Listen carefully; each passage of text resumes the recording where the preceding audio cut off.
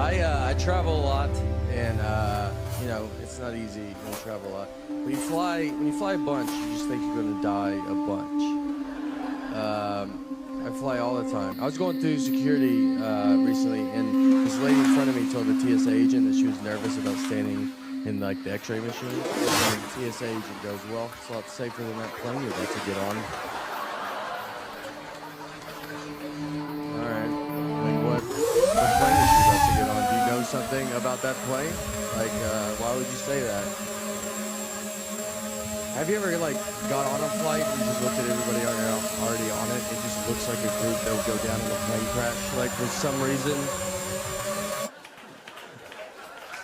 You're like, I feel like I've seen y'all before. I had a pilot tell us right before we take off that he was retiring and this was his last flight. You're like, just say that when we land, dude. We'll be the same people, you know? Like, why are you putting this much pressure on this flight? He's basically just like, either way, this is my last flight. So,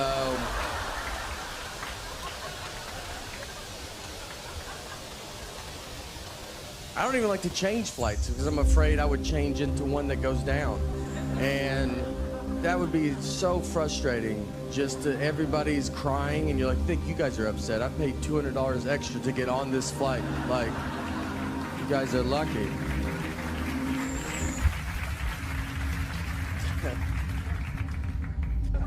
I thought I was gonna breeze through security, but I got held up just because in front of me. And he goes through the metal detector and it goes off. And so they asked him, they're like, do you have anything metal on you? And he goes, I have keys on me, my keys. I thought he was gonna say like his knee or hip, you know, just old people have metal in them a lot. And he goes, keys? Do you think that would do it? You're like, I mean, I think that would be the #1 answer on Family Feud of what would set a metal detector off. Keys. I told him, I was like, look, let's try it with and without it. I'd love to know. You know, maybe they've been lying to us about this key thing. I'd love to meet her though, I'll tell you that. I'd love to see her and be like, all right, I get it. You know, like just.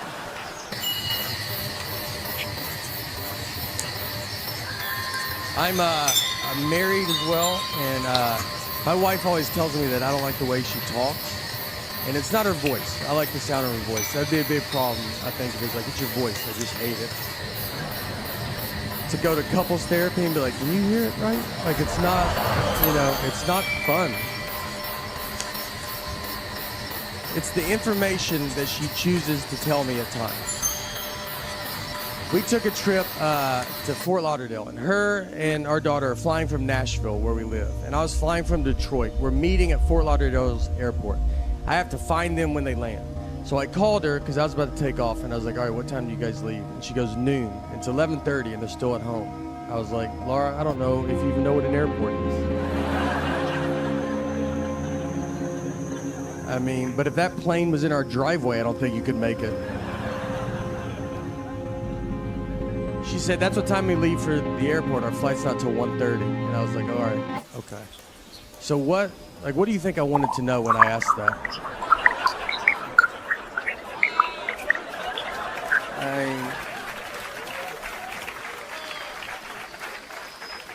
Is that what you thought? Best information you could give me was a time that means nothing to nobody? What time did you go to bed last night? Just tell me that, and I'll just look up all the planes that land in Florida, and I'll guess which one I think you're on. She said, I'm sorry I don't talk the way you want me to talk. I'm like, I want you to talk like a regular person, all right? Just like you've been around people, you know? We didn't talk in Florida, I'll tell you that. If you go to Europe, just so you know, it's the most old. It's very old.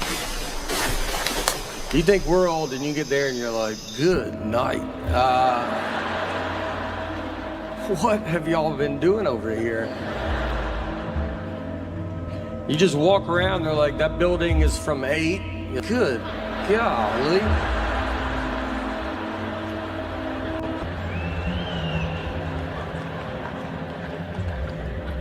In our bed too, and parents don't like that when you say it.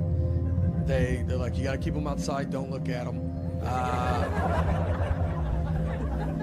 It's my fault. So we had a kid late in life, we have one kid. And so we're kind of hitting all the sights. And I would be and I travel a bunch, and I get home, I'd want us to all sleep in the bed together. And I've kind of built up a habit now. It's happened. So it's tough though, because kids don't know how to sleep. I mean, she makes king bed feel like a twin. I'm on the edge.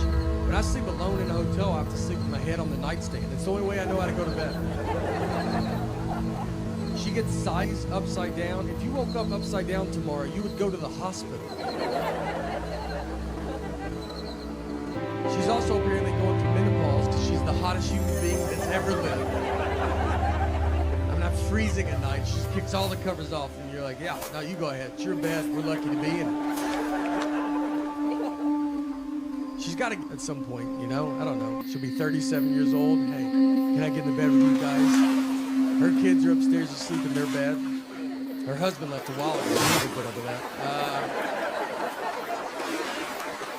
At a restaurant, that a stranger walked up and goes, "That's a lot of ketchup."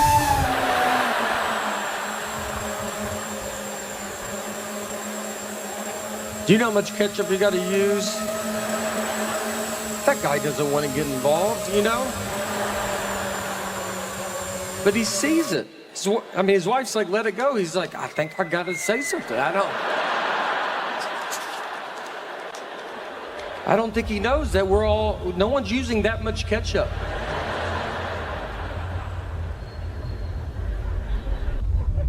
Doing those drive-in shows was fun.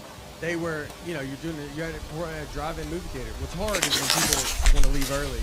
They don't like your act. I mean, you just see headlights hit you in the face, and he's just like, and this guy backs up. And you're like, all right, there goes that guy.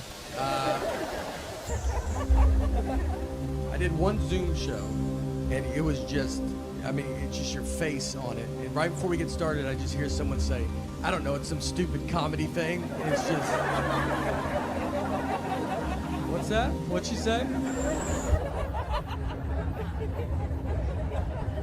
Just helicopters all day. That's an outside show. The next special is LAX. It's gonna be a good time.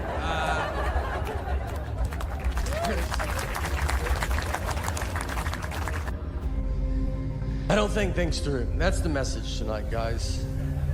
There's no message. But if there was, it's I don't think things through.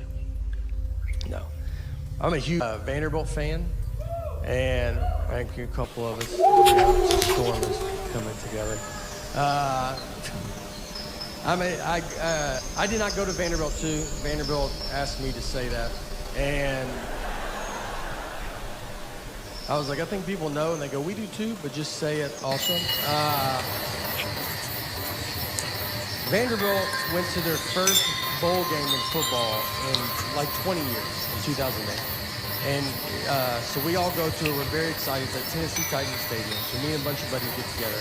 We go tailgate. We get cornhole or grill. Like we're going all out. And my ticket was at Will Call. So I was like, look, I didn't get my ticket. I'll be right back. So I go get my ticket.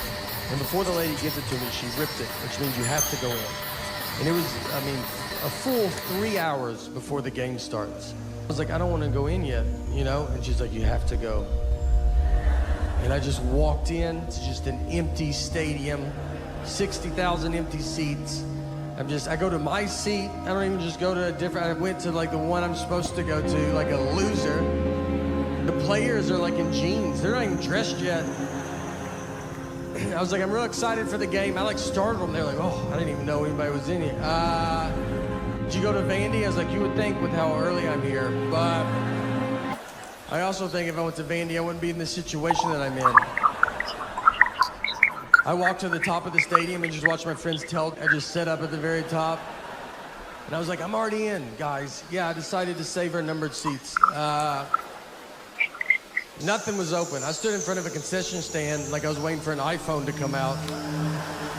Just that gate was down. I'm just like already trying to figure out what I'm gonna eat. And they came and opened it, and one side got stuck, and I helped them. I go, I'll get that. So I helped them open it. They're like, oh, do you work here? I was like, I've been here a little bit longer than you have. So,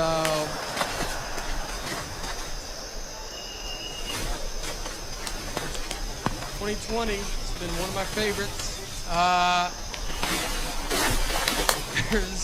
I can tell you one thing that is canceled for sure. Coughing in public, that's over. You go to a restaurant and just drink water wrong. You just got to get up and go to your car and drive home. The whole restaurant just stares at you. It's going to be hardest on my parents, because my parents, there's nothing more they love than coughing in public. It's one of their favorite things to do.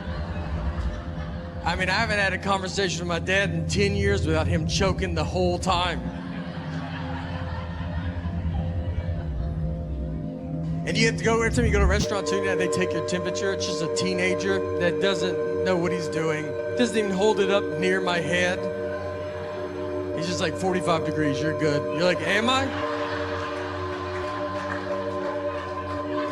He's not even fazed by it. He's like, I'm like, dude, I think I'm dead. I should go to the hospital. Everybody acts like they've already had COVID too. Everybody's like, I think I had it in February. You're like, did you? They're like, I think so. I remember I sneezed a lot one week, then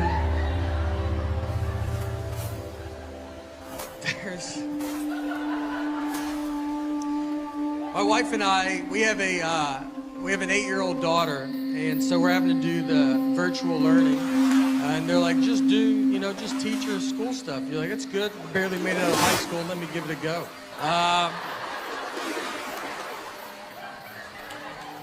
And she's doing Common Core math. She brought home new math. That's what they want us to do. I don't even know what this math is. And they're like, here's a new one. You're like, oh great, I get to watch a 40-minute YouTube video on Common Core math. And it's not like the old math was doing bad. It's doing great. It's not like we're getting incorrect everywhere.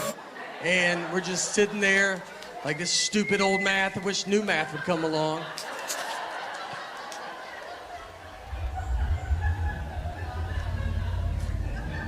If you don't, I don't know if you don't know Common Core math, it's just basically a long way to get to the same answer. It's like how can you use the entire sheet of paper for this math problem? And even when you break it down, you see old math sneak in there. I mean, you're like, that was old math right there. Just do that at the beginning, and we won't even have to be in this.